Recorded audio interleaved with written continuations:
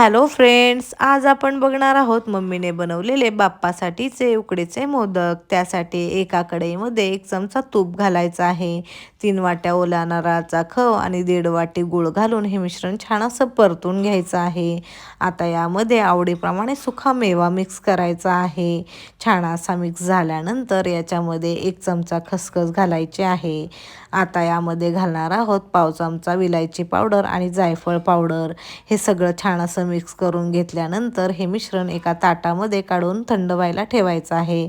आता उकड काढण्यासाठी 2 वाट्या पाणी 1 वाटी दूध घालून त्याच्यामध्ये 1 चमचा तूप घालायचं आहे आणि थोडंसं मीठ घालायचं आहे। पाण्याला उकळी आल्यानंतर 3 वाट्या तांदळाचं पीठ घालून 10 मिनिटे झाकण ठेवून छान अशी याची उकड तयार करून घ्यायची आहे।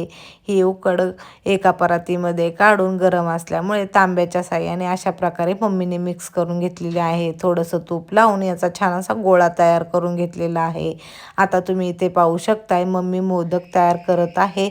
आपण सगळे मोदक साच्याच्या साहाय्याने तयार केलेले आहेत, कारण बाप्पा आलेले आहेत आणि त्यांना मोदकाचा नैवेद्य दाखवायचा आहे। थोडी गडबड असल्यामुळे मम्मीने सगळे मोदक साच्याच्या साहाय्याने तयार केलेले आहेत।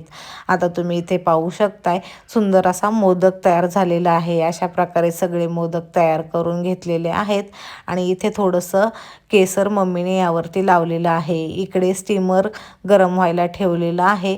स्टीमर गरम झाल्यानंतर याच्यामध्ये एक एक मोदक ठेवून 10 मिनिटे याला स्टीम द्यायची आहे। तयार आहेत आपले बाप्पाचे उकडीचे मोदक।